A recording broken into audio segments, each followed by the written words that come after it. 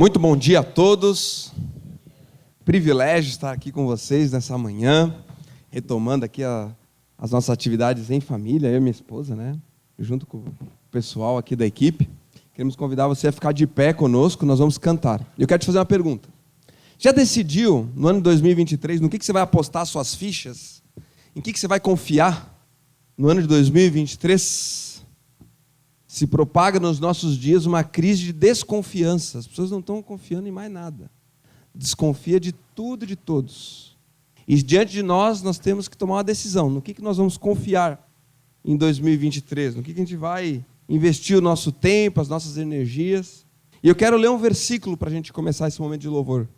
Que está lá em Salmo 20, versículo 7. Diz o seguinte: alguns confiam em carros e outros em cavalos, mas nós confiamos no nome do Senhor, o nosso Deus. Amém? Nós confiamos no nosso Deus. E o que nós vamos fazer aqui agora é declarar essa confiança no nosso Deus, com as músicas que vamos cantar, colocando o nosso coração. Então abre a sua voz, cante, abre bem a boca, te expressa diante de Deus e vamos colocar diante dele toda a nossa confiança, o nosso louvor e a nossa adoração.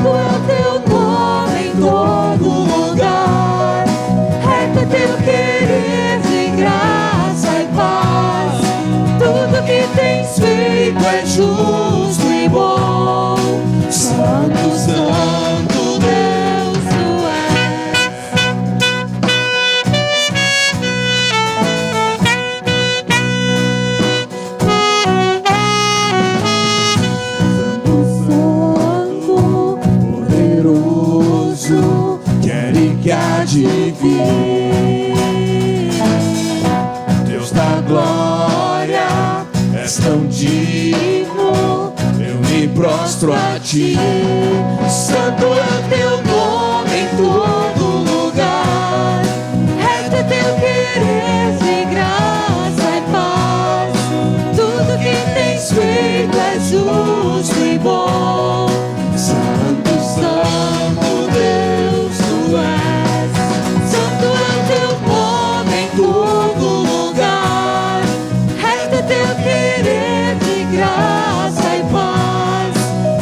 Que tens feito é justo e bom. Santo, Santo Deus tu és. Santo, Santo Deus. A honra, a glória pertencem a ti. O poder e a salvação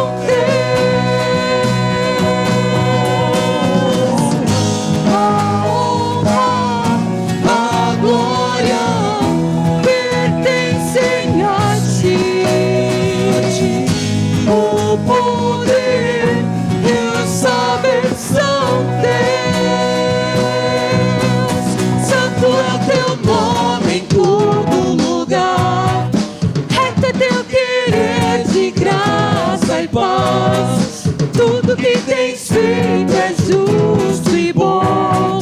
Santo, Santo Deus tu és.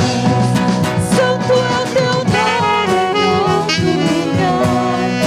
Reto é teu querer de graça e paz. Tudo que tens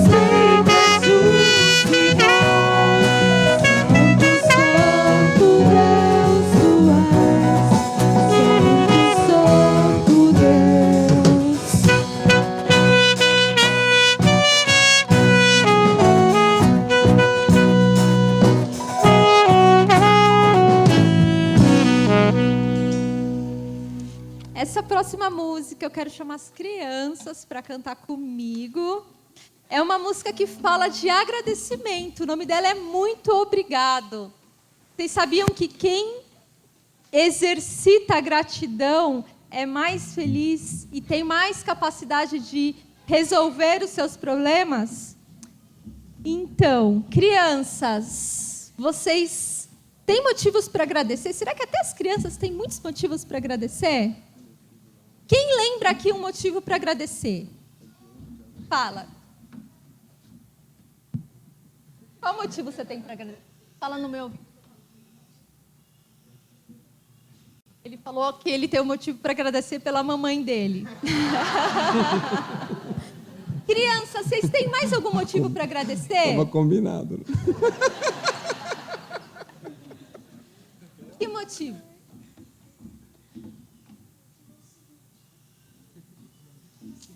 A nossa vida, muito bem. O que mais? A comida, a igreja, a casa que a gente mora, a escola. Quantos motivos a gente tem para agradecer, né? Então, vamos cantar essa música com gratidão.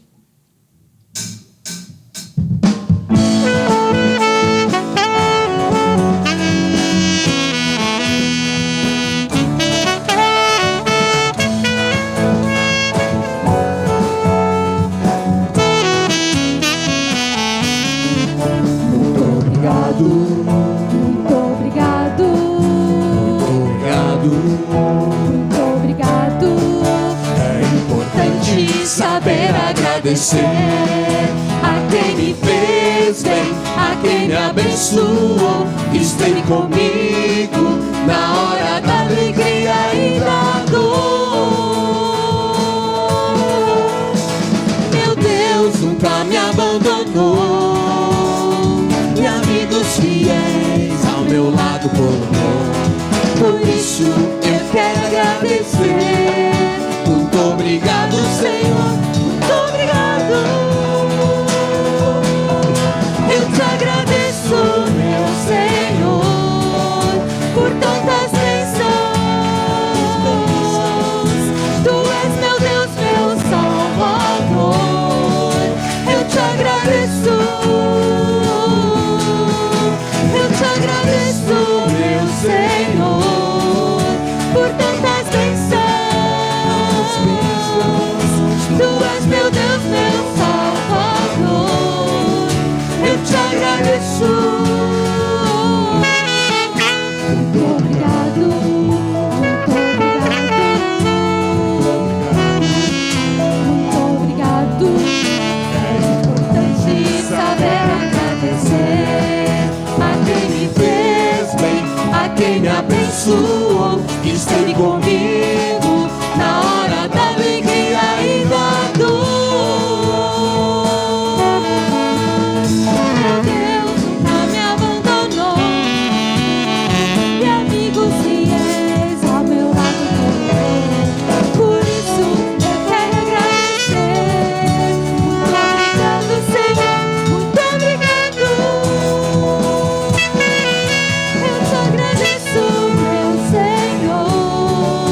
Por tantas bênçãos.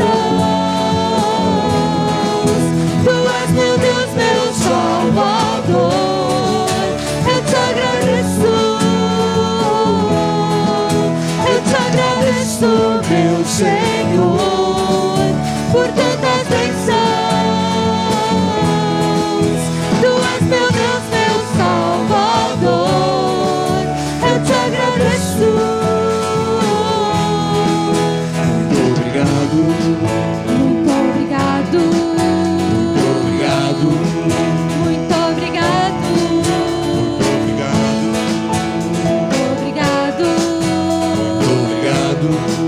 Muito obrigado.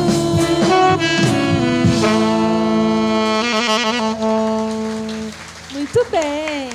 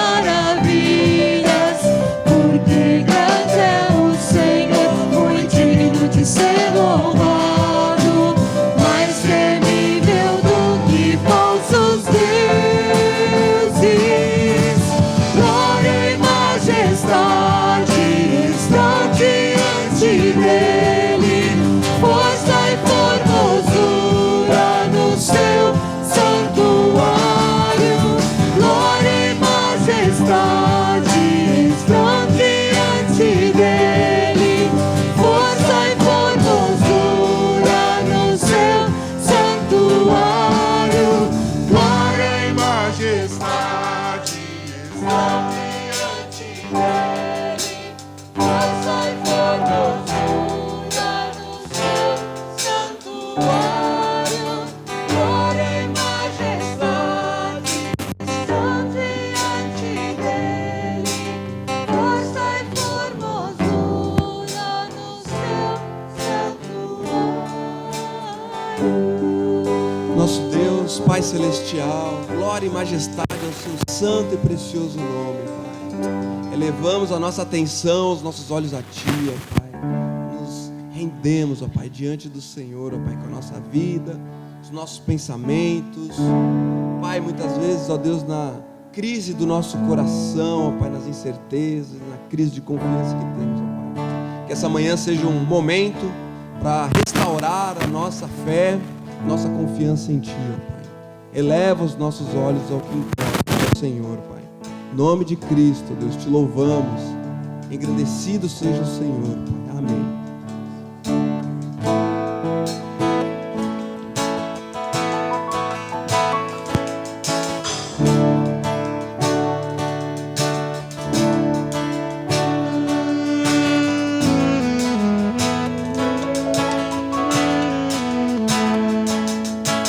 A Ti bendirei pra sempre.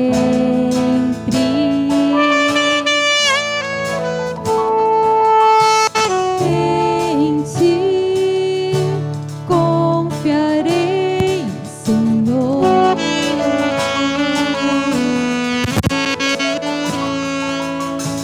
Eu não terei do que ter medo.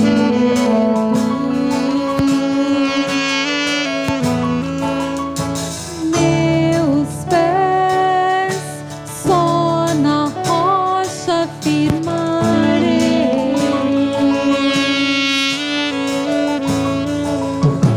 Não me abalarei, e do Senhor tirei. Tu és meu Deus, protetor, meu refúgio e libertador, meu abrigo, torre forte, todo tempo meu socorro vem de Ti.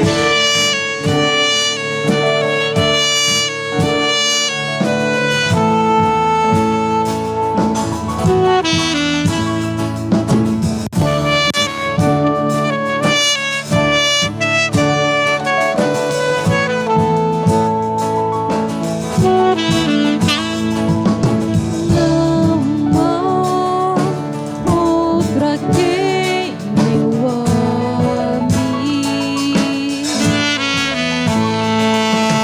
Tu és tudo que eu desejo.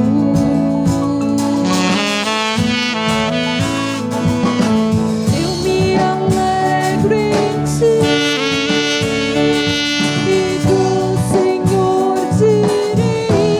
Tu és meu Deus, protetor, meu refúgio e libertador, meu abrigo, torre forte, todo tempo meu socorro. És meu Deus, protetor, meu refúgio e libertador, meu abrigo, torre forte, todo tempo meu socorro vem de Ti.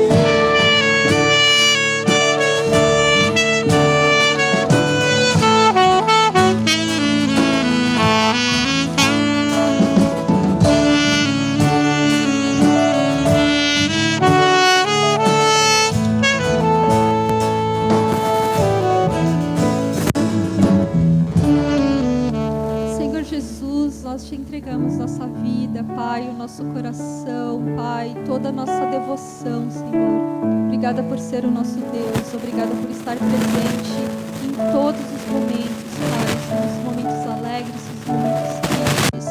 Nos ajude nessa caminhada a entender mais e mais de Ti, Pai. Nós temos sede de Ti, Senhor.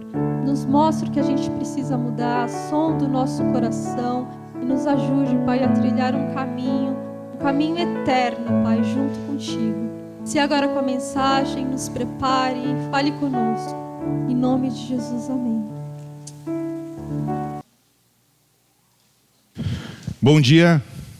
Bom dia.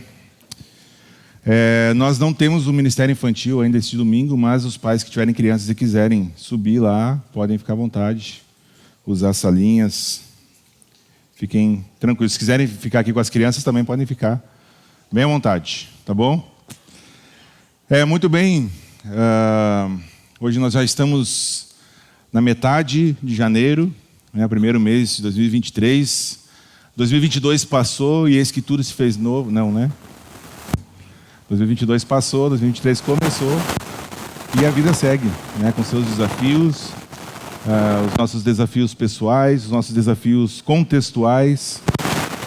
E minha proposta para cada um aqui nesta manhã é de que nós juntos estabeleçamos um propósito, um alvo para este ano de 2023. Eu sei que nessa época do ano nós estamos preocupados, né, com IPTU, IPVA, IP não sei o que lá, IP não sei o que lá mais, né?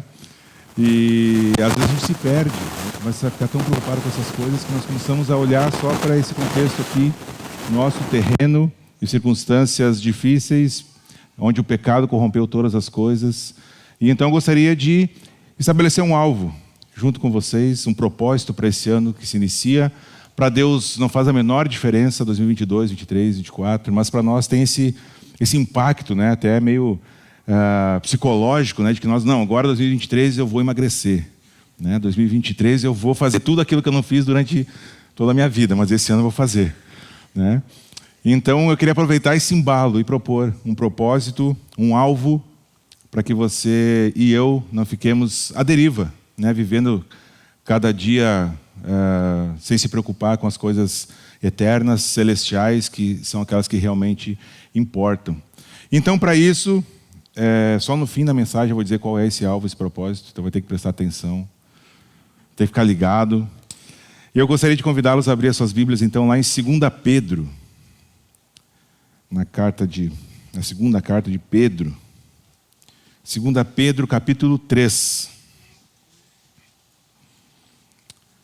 E nós vamos falar de algo aqui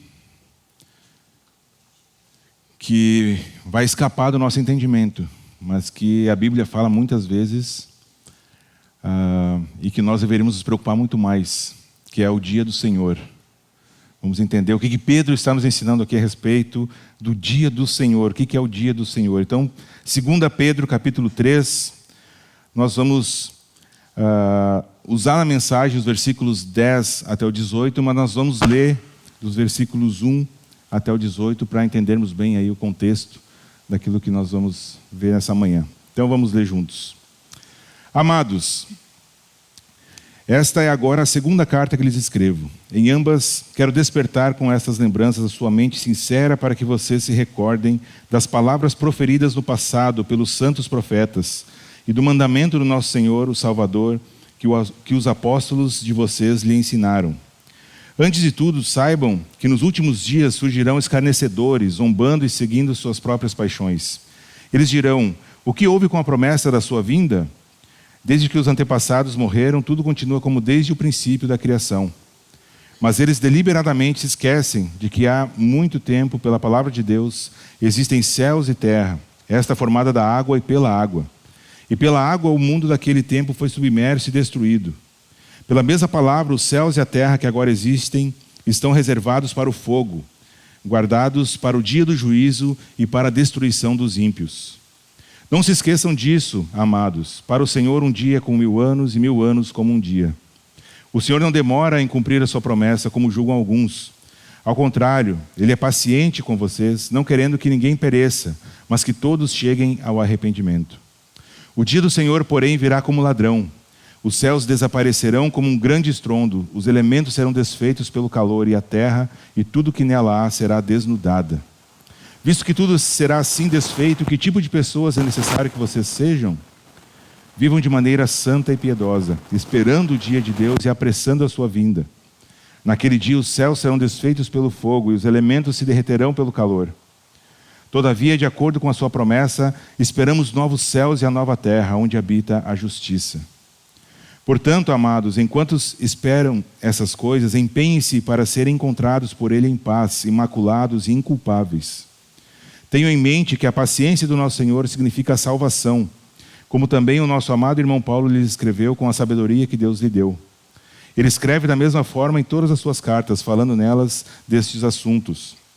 Suas cartas contêm algumas coisas difíceis de entender, as quais os ignorantes e instáveis torcem, como também o fazem com as demais escrituras, para a própria destruição deles.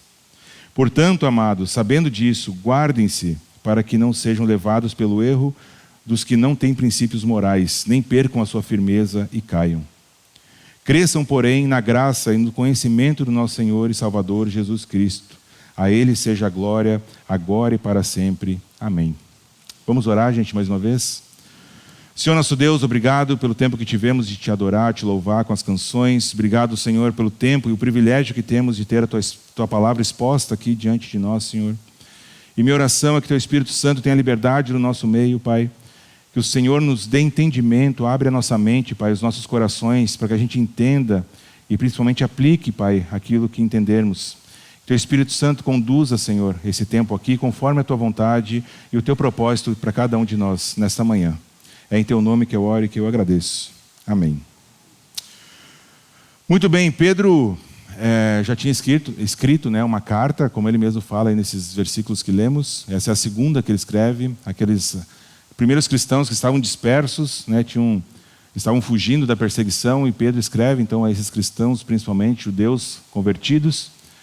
E ele está escrevendo então essa segunda carta porque Pedro conhece a importância da repetição, para que as pessoas gravem as coisas. Então, ele mesmo fala que já tinha falado sobre isso, os profetas já tinham falado sobre isso, os apóstolos falaram sobre isso, e ele também estava falando sobre isso, porque era necessário ensinar para que isso ficasse impregnado na mente e nos corações daqueles leitores, e aí, consequentemente, também em nossas mentes e em nossos corações, nos dias de hoje. Então, o conteúdo da segunda carta tem o propósito de reavivar a memória daqueles primeiros cristãos, de que já tinham recebido a primeira carta. E aí Pedro é como se ele retomasse alguns assuntos, sublinhando alguns aspectos da primeira carta na segunda, para então dar mais ênfase nesses assuntos, para que os cristãos que liam, gravassem isso. E o teor principal do capítulo anterior a esse que lemos aqui é quando Pedro fica injuriado com os falsos ensinos dos falsos mestres. Muitos deles, inclusive, negavam que Jesus havia ressuscitado e muito menos que ele iria voltar. E aí, então, ele até cita, no versículo 4 ali, que a gente leu, eles dirão: o que houve com a promessa da sua vinda? Então, havia alguns falsos mestres que ensinavam e que ironizavam a esperança dessa segunda volta de Jesus, porque eles ficavam dizendo assim: olha, já passou quanto tempo e tudo continua igual, nada muda. E nada muda, Jesus não veio, acho que vocês estão enganados. E ainda zombavam, então, assim, com esse falso ensinamento, negavam o retorno de Jesus e também a sua ressurreição. Então, Pedro já tinha falado sobre essa certeza da segunda vinda de Jesus no capítulo 1, e ele então retoma esse assunto agora. E é de suma importância nós pensarmos e meditarmos sobre isso em nossos dias atuais, porque a gente às vezes sabe, que existe essa promessa da segunda vinda de Jesus, mas isso quase que vai caindo no esquecimento, vai ficando lá para trás, quando na verdade nós deveríamos viver todos os instantes de nossa vida como se Jesus estivesse chegando. Para ilustrar isso, tenta pensar se alguém que você é muito fã dissesse para você, sei lá, aqueles que gostam de futebol, o Cristiano Ronaldo, mandasse uma mensagem, Aqueles que não gostam, não sei o que dizer. Mas pense em alguém que você admira muito, alguém famoso, muito conhecido, alguém que você sabe que não tem como ter uma conversa. E de repente essa pessoa diz para você que vai passar na sua casa nos próximos meses, vai dar uma visitada na sua casa nos próximos meses. Como que o seu coração ficaria? Como que sua casa estaria? Né? Sujeira, tudo varrido para baixo do tapete, aquela coisa escondendo as coisas das crianças, quem tem, né? Mandando cachorro para o vizinho. Por quê? Porque você não sabe a data, mas você sabe que ele vem. Ele diz que vem, então ele vem. E aí você vive nessa expectativa da chegada dessa pessoa tão importante para você, alguém que você admira, né? Alguém famoso ou não, mas super importante. E aí você vai mantendo a casa limpa e você vai ficar preocupado, porque tem que sair para trabalhar, mas e se a pessoa chegar?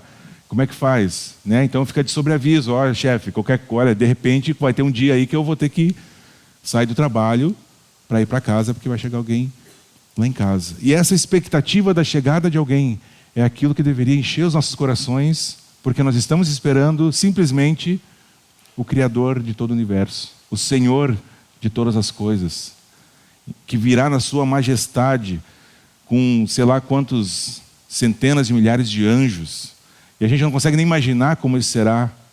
Nós deveríamos viver sobre essa perspectiva todos os dias de nossas vidas, todos os dias. E é isso que Pedro está exortando esses primeiros cristãos a olharem para frente, para o futuro. Olha, Jesus vai voltar. Não dá bola para esses caras que estão zombando, que estão dizendo que ele não ressuscitou.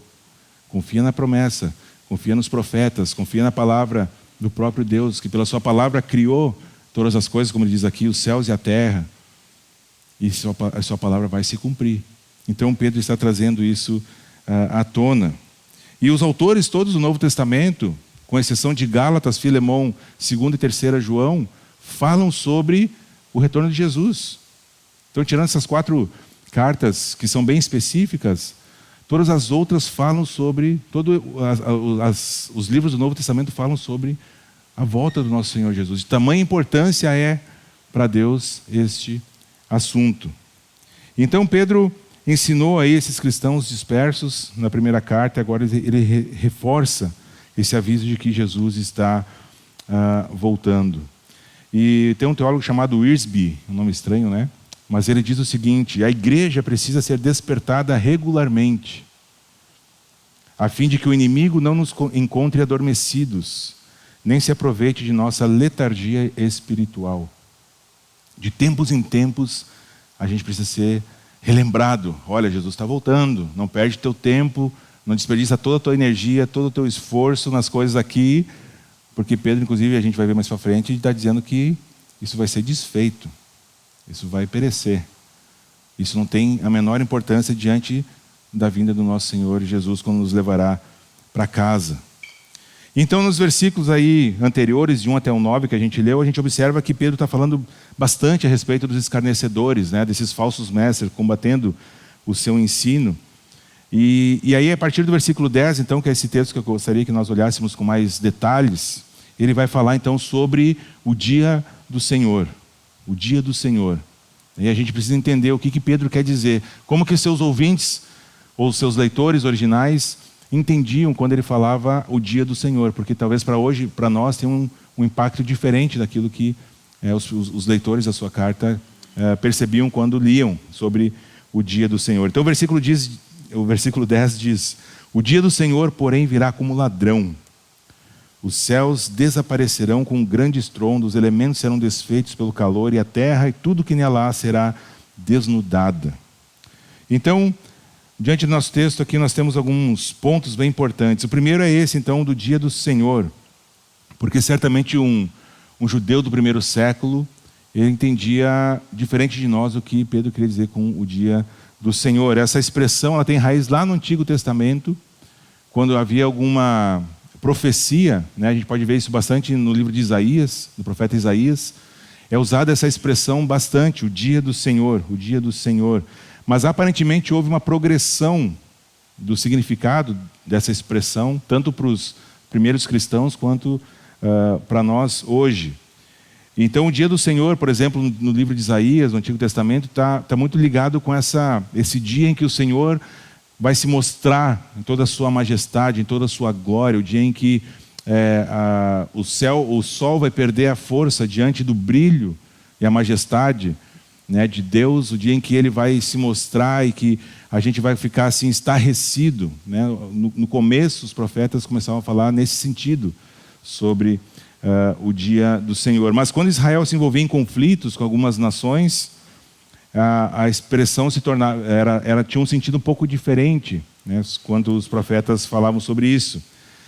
Então começou a ter uma queda na santidade do povo de Israel, e essa expressão começou a ganhar muito mais peso de juízo do que de júbilo. No começo era uma expressão de alegria, né, de que Deus iria se mostrar para o seu povo, iria vindicar os seus, né, tudo aquilo que é bem parecido com o Novo Testamento. Mas com o tempo a nação de Israel, como a gente sabe, né, na história, foi pecando, foi desobedecendo, tudo aquilo, e essa expressão começou a ganhar um termo mais de juízo.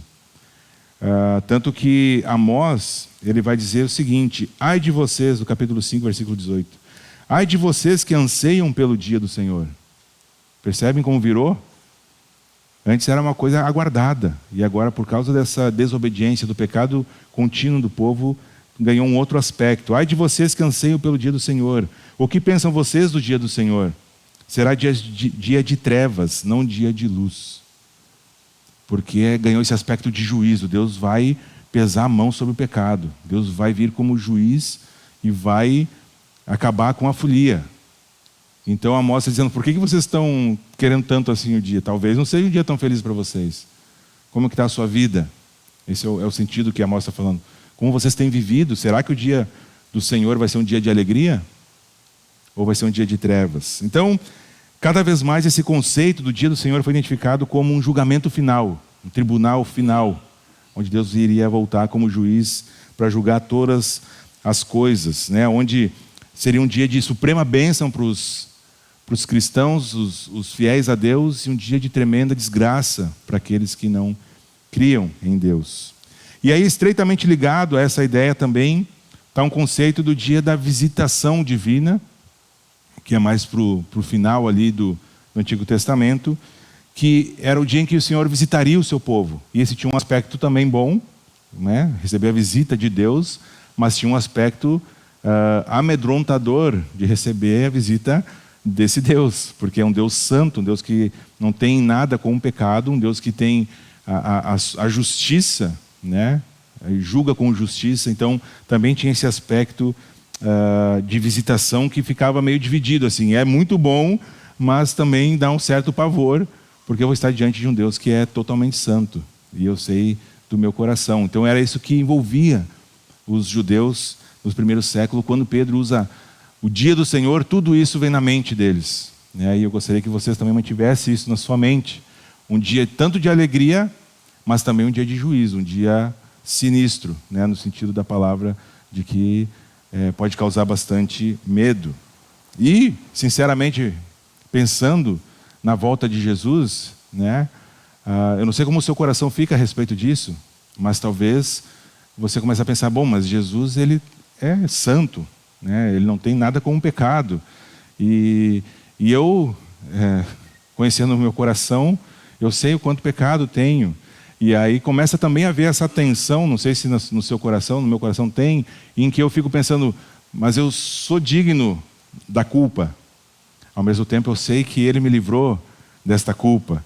E aí eu fico nessa tensão. E isso é normal, porque nós estamos falando de alguém que, gente, pode fazer absolutamente qualquer coisa que quiser.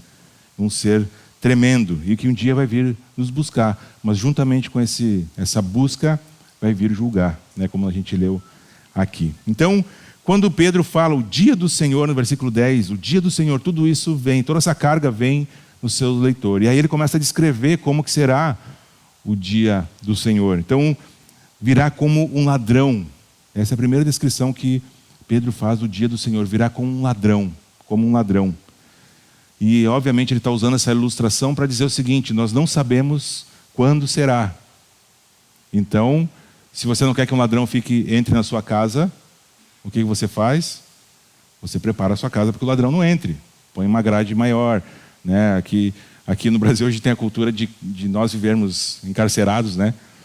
Porque é grade para tudo que é lado, é cerca elétrica, é o cachorro grande, né? O cachorro pequeno, que às vezes é mais brabo que o grande, né? E a gente se prepara, a gente se protege para que o ladrão não entre em casa, porque a gente não sabe, o ladrão não chega lá e diz, amanhã de manhã eu vou tentar arrombar a sua casa para roubar suas coisas, né? E assim vai ser o dia do Senhor, como um ladrão, de repente, vai ser de surpresa. E o que nós precisamos fazer? O próprio Pedro vai nos dizer aqui para frente como nós devemos viver diante dessa expectativa, dessa iminência da volta de Jesus. Então nós não sabemos quando é. No século XVI, Agostinho chegou a declarar que ele cria que Jesus voltaria enquanto ele estivesse vivo. Não aconteceu. Jonathan Edwards, outro grande pregador do século XVIII, também afirmou que durante a sua vida Jesus voltaria, que ele cria sobre isso. E eu tenho imenso respeito, tanto a Agostinho quanto a Jonathan Edwards, mas nesse ponto eles estavam errados.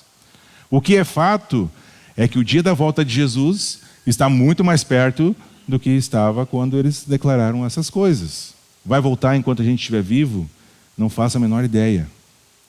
Diversas vezes vocês já devem ter visto gente falando que os sinais aí, Jesus ia voltar, que Jesus vai voltar, que os sinais estão por aí e que o mundo está cada vez pior. E tudo isso é verdade, os sinais estão aí, o mundo está cada vez pior, mas nós não sabemos quando é. Pode ser que fique muito pior, pode ser que volte amanhã, pode ser daqui 1000 anos.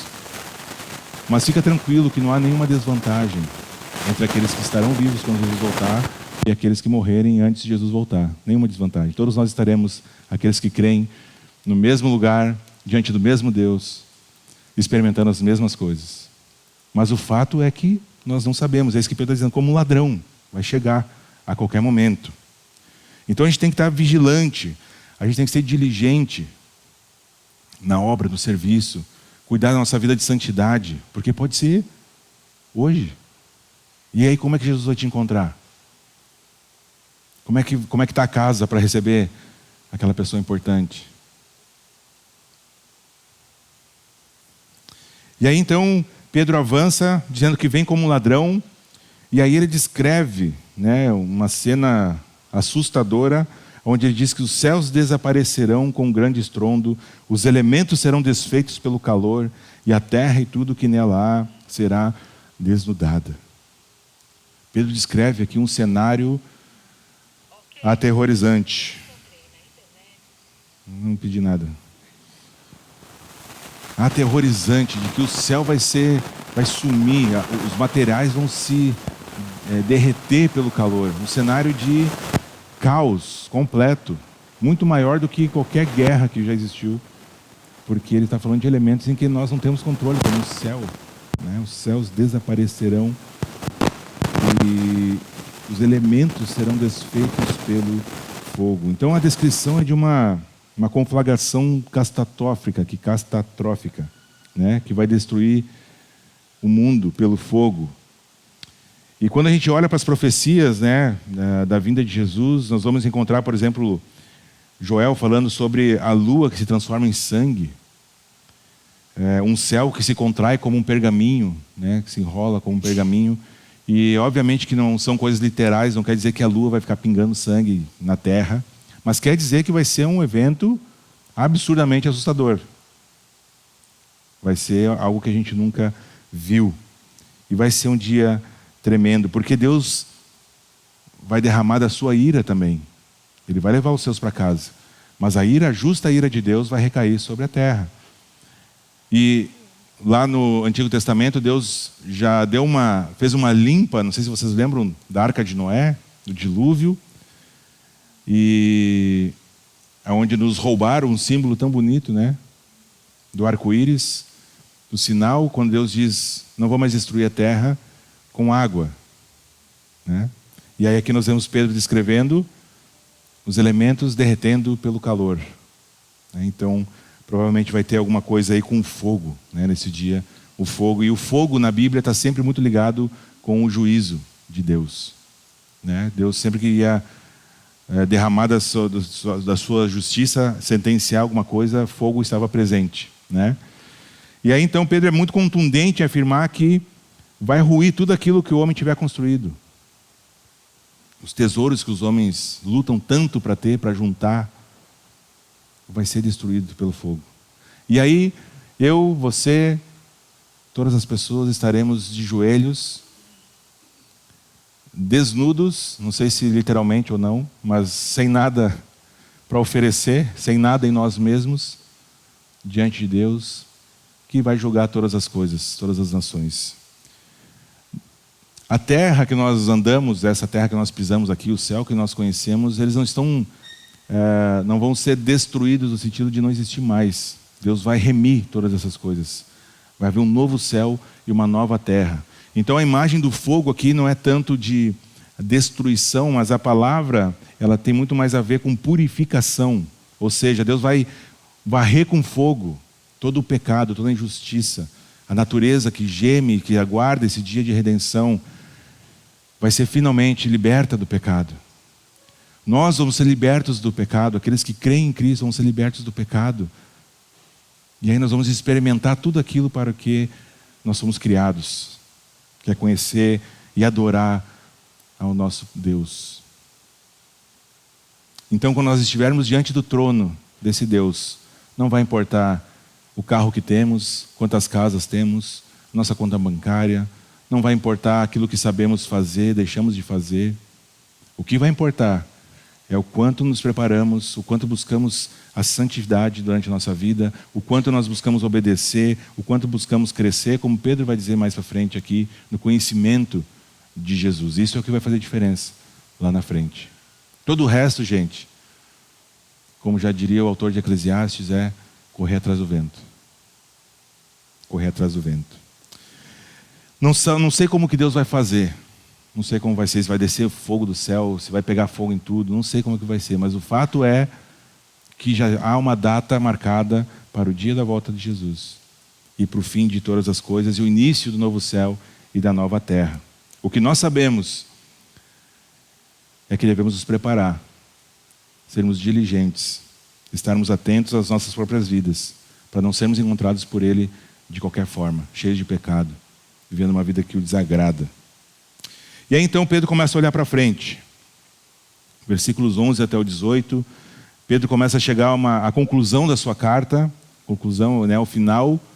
E aí no final geralmente é onde a gente diz aquilo tudo que a gente gostaria de dizer com mais ênfase, né? E Pedro então começa a encaminhar para o final da sua carta. E aí ele pergunta que tipo de pessoas nós devemos ser. Diante de tudo isso, diante da volta iminente de um Senhor, que conhece os nossos corações, conhece as nossas vidas, conhece os nossos pecados. Como que nós devemos viver? Que tipo de pessoa é necessário que vocês sejam? E ele mesmo responde, versículo 11, vivam de maneira santa e piedosa. E aqui está o propósito que eu gostaria de combinar com vocês para esse ano. Não sei quais são os seus alvos para esse ano, mas que o seu principal alvo esse ano seja diariamente tentar viver, relembrar que está vivendo sobre a iminência da volta de Jesus, buscando ser uma pessoa santa e piedosa. Este é um alvo nobre. Este é um alvo do qual vale a pena a gente se desgastar, fisicamente, mentalmente, viver de maneira santa e de maneira piedosa. E aí então, Pedro continua esperando o dia de Deus. Como aquela visita que disse que ia passar, o Cristiano Ronaldo chegando na sua casa. Até quem não gosta de futebol, né? Cristiano Ronaldo, pô, imagina o Cristiano Ronaldo dizer que vai passar na sua casa, lá ficar um tempo. A expectativa da chegada. Vivendo nessa expectativa. E apressando a sua vinda. É estranha essa expressão que Pedro usa, apressando a vinda. Dá a impressão de que a gente pode acelerar o processo, né? E tem muita gente que fala que se a gente evangelizar todas as pessoas mais rápido, Jesus volta antes, né? Mas a gente não pode esquecer que não há nenhum esforço humano que vai mudar a agenda de Deus. O dia já está estabelecido. E a expressão aqui, apressar a vinda, é esse senso de urgência. Como se a gente soubesse que um meteoro está vindo para a Terra que vai acabar com tudo. E aí você começa a avisar as pessoas sobre isso. E esse senso de urgência. Então nós precisamos falar, gente, o velho discurso de Jesus, né, desde que ele começou seu ministério, se arrependa. Você precisa de um Salvador. Se arrependa. E assim nós vamos falando de Jesus para as pessoas. Porque Pode ser amanhã, pode ser depois de amanhã, pode ser semana que vem. E aí, sabe o que vai acontecer? Não vai mais dar tempo. Eu já brinquei aqui, brinquei falando sério, que a única coisa que a gente não vai fazer no céu quando Jesus voltar é evangelizar. Isso vai ser feito só aqui. E aí, talvez a gente vai perdendo oportunidade. E então, é isso que Pedro está dizendo, apressando a sua vinda. Fala com urgência sobre isso para as pessoas. E aí, então, nós, versículo 13, segundo a sua promessa, fazemos o quê? Esperamos o novo céu e a nova terra, nos quais habita a justiça. Tudo que você tem visto, tem lido sobre a nossa situação política no nosso país, tudo aquilo que você, quando olha para dentro do seu coração, percebe que está em desacordo com a palavra de Deus, todo tipo de injustiça que você e eu cometemos e que outras pessoas cometem contra nós, tudo isso não vai haver no novo céu e na nova terra. E é essa esperança que deve encher os nossos corações. É isso que deveria me fazer olhar para as coisas ao nosso redor, todas as coisas, e dizer, ok, não é como eu gostaria, está muito aquém daquilo que seria bom, o que eu julgo bom, mas tudo bem, porque minha esperança está no novo céu e na nova terra, e não nessa terra maldita em que eu vivo hoje. Então, esperando os novos céus e a nova terra. E aí no versículo 14 ele diz, portanto, amados, enquanto esperam essas coisas, empenhem-se para serem encontrados como? Em paz. Em paz. Você está em paz hoje? O seu coração está em paz, a sua consciência está em paz, não de acordo com o seu padrão, de acordo com o que a Bíblia ensina, você está em paz. Imaculado, sabe o que é imaculado? Sem mácula, sem pecado, mas não quer dizer que você vai virar um santo de uma hora para outra e não vai mais pecar. Mas que você toda vez que pecar vai reconhecer onde caiu, vai voltar atrás, vai pedir perdão, se arrepender, acertar o que precisa ser acertado e seguir em frente. É daí que vem a ideia do irrepreensível. E inculpáveis, sem culpa de ter pecado contra Deus. Então as duas palavras mais importantes em relação às últimas coisas, das quais a Bíblia fala, são vigilância, vigia, e diligência. Sabe o que é diligência? É fazer com muito esforço, com esmero. E por que essas duas palavras? A vigilância, vigiem, porque o dia vem como um ladrão, Jesus vai vir, a gente não sabe quando. E diligência, no sentido de buscar a santidade. E de ser diligente nas coisas de Deus, no serviço, no seu tempo de oração, no seu devocional, no seu conhecimento e crescimento no conhecimento da palavra de Deus. Ser diligente nessas coisas. E aí por fim, então, pulando lá para o versículo 18, porque aí Pedro repete algumas coisas que ele já falou, inclusive ele cita Paulo, né, que Paulo também ensinou sobre essas coisas, dizendo que Paulo, eu fico até feliz quando Pedro diz isso, né, que Paulo escreve algumas coisas difíceis de entender, porque de fato Paulo escreve algumas coisas que são difíceis de entender. E aí então no versículo 18, ele encerra a sua carta dizendo, cresçam porém na graça e no conhecimento de nosso Senhor e Salvador Jesus Cristo. Eu ainda não encontrei ninguém que já se formou na escola de Jesus.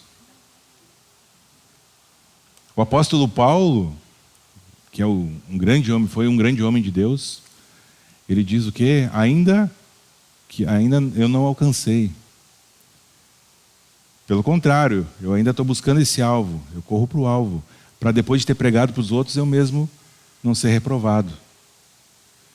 Então eu não conheço ninguém que já se formou na escola de Jesus. Infelizmente, muitas pessoas que se batizaram aqui acharam que estavam se formando, né?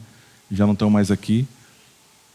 Mas na verdade, quando nós conhecemos a Jesus, somos matriculados nessa escola. E nós vamos até o dia que Ele nos levar para casa. Seja na sua volta, ou seja na sua morte.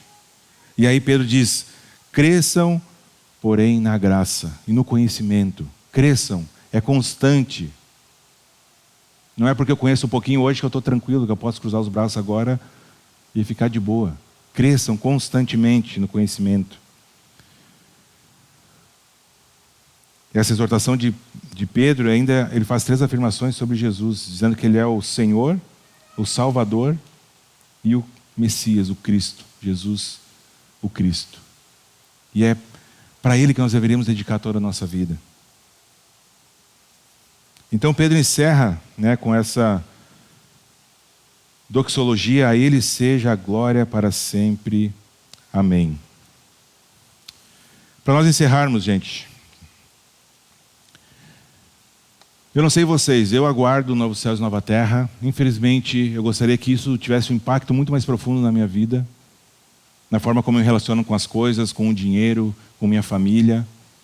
Nós precisamos ser relembrados constantemente. Olha, não é esse o foco está no reino. O foco e a esperança está na segunda vinda, quando vamos para casa. Mas eu aguardo novos céus e a nova terra. Eu espero que você também, quando isso volta à sua mente, enche seu coração de alegria e de esperança. Porque lá nós vamos ser completos. Lá nós vamos experimentar tudo aquilo para o que as nossas almas foram criadas. Aqui nós vemos como um espelho, né? Assim, um espelho na época de Paulo era um espelho ruim de enxergar. Mas lá nós vamos ver face a face e vamos conhecer como somos conhecidos. E aí não vai mais haver choro, não vai mais haver tristeza, não vai mais haver doença, não vai mais haver pecado. Nem de sol nós vamos precisar, porque a glória de Deus é que vai iluminar todas as coisas. Agostinho estava certo quando ele disse que o Deus Todo-Poderoso, tu nos fizeste para ti mesmo, e o nosso coração permanece inquieto até que encontre repouso em ti. Nós somos criados para Deus. Nosso coração anseia por isso. A gente pode tapear aqui e ali, buscando em outras coisas, mas aquilo que vai satisfazer o seu coração e o meu coração plenamente, somente o nosso Deus, porque fomos criados para Ele. Não tem nada que possa preencher o lugar de Deus em nossas vidas. Jesus é o centro dessa carta, Jesus é o centro de toda a Bíblia, Jesus é o centro de toda a história. E isso deveria nos motivar a levantar todas as manhãs, a trabalharmos, a vivermos com os nossos colegas de trabalho, nossos colegas de faculdade, nossos colegas de escola, nossos colegas de ministério, com os nossos familiares, cheios de esperança, de alegria, mesmo em tempos tão difíceis.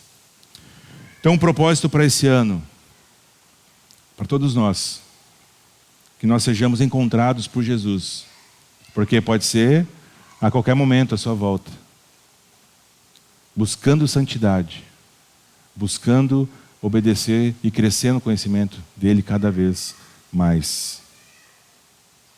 Eu gostaria de encerrar com um parágrafo aqui do Sproul sobre isso, um teólogo também bem conhecido. E ele diz o seguinte: como criaturas do Deus vivo, jamais vivenciaremos a plenitude da nossa humanidade até contemplarmos a sua glória. Nós a contemplaremos no primeiro dia em que chegarmos lá. E a glória continuará igualmente grande no segundo dia e no terceiro dia. E ainda quando já não falaremos mais em dias ou semanas ou meses ou anos, a sua glória permanecerá a mesma. Veremos a sua glória para todo sempre, e não haverá nada nos novos céus e na nova terra que esconda ou diminua a sua glória. Que assim seja. Amém. Amém? Vamos orar. Senhor nosso Deus, obrigado pela tua palavra. Obrigado, Senhor, porque esse texto, Senhor, nos lembra que estamos na iminência da tua volta, Pai. O dia em que o Senhor irá limpar essa terra do pecado, das consequências do pecado. O dia em que nós nos encontraremos contigo, Senhor, e experimentaremos tudo aquilo para o qual nós fomos criados, de fato. Obrigado, Pai, pela esperança dessa palavra, que ela enche os nossos corações de alegria, de esperança, Senhor. Ao mesmo tempo nos constranja a buscarmos a santidade, a buscarmos uma vida que te agrada em todas as áreas, em todos os aspectos, a crescermos, Pai, no conhecimento do Senhor, Pai, que cada um aqui possa avaliar a sua própria vida diante de Ti. E sinceramente, Pai, estabelecer o propósito de esse ano viver essa expectativa da Tua volta, viver, Senhor, buscando mais e mais santidade, santificação, abandonando, Senhor, talvez pecados que por ano tem escravizado. Que Teu Espírito Santo, Senhor, quebrante os nossos corações, traz arrependimento, Senhor, traz quebrantamento para a minha vida, Senhor, e para a vida de cada um aqui. Que nós cresçamos, Pai, cada um individualmente como igreja, nessa expectativa e nessa esperança, que isso tenha impacto profundo na forma como vivemos nossas vidas, Senhor. Como nos relacionamos, Pai, com as pessoas ao nosso redor, com nossos familiares, com as coisas, Pai, que temos em nossa posse ou que desejamos ter, Senhor. Que isso mude radicalmente a forma como vivemos a vida. Porque o que importa, Senhor, é ser encontrado por Ti, puro, justificado, santificado pelo Senhor. E que cada um aqui possa se esmerar, ser diligente, Pai, nessas coisas. Para que não seja surpreendido, porque a Tua palavra diz que o Senhor vai vir como um ladrão, Senhor, então não sabemos o dia nem a hora. Mas que o dia que isso acontecer, Pai, que não sejamos encontrados distantes do Senhor, envoltos em pecados, mantidos em segredo, mas pelo contrário, Pai, que sejamos encontrados buscando cada vez mais ser parecidos contigo. Esse é o objetivo de nossas vidas. Para isso nós fomos criados, para Te glorificar em todos os aspectos, Pai, de nossas vidas. Então, obrigado, Senhor, por tudo isso. Abençoa, Senhor, as nossas vidas. Fala conosco, Pai, que a gente possa ter, durante a semana, Senhor, diversos encontros contigo, onde o Senhor vai nos mostrar onde temos falhado, onde temos pecado, e que isso enche os nossos corações também de temor e ao mesmo tempo de esperança, de irmos para casa de fato, no novo céu, na nova terra, nos céus contigo, Senhor, aonde todas as outras coisas vão perder importância. Obrigado, Senhor, por tudo isso. Obrigado, Pai, por tanto amor. Obrigado porque o Senhor podia ter desfeito tudo, mas o Senhor escolheu se tornar um de nós, morrer na cruz, para que hoje nós tenhamos essa esperança viva da sua volta para nos levar para casa. Obrigado, Senhor, por tudo isso. Abençoa o nosso domingo, nossa semana, conforme a Tua vontade, Pai. Em Teu nome que eu oro e que eu agradeço. Amém. Amém. Muito bem, então, meus queridos, nós ficamos por aqui. Até domingo que vem, se Jesus não voltar, se Deus quiser, estaremos aqui novamente.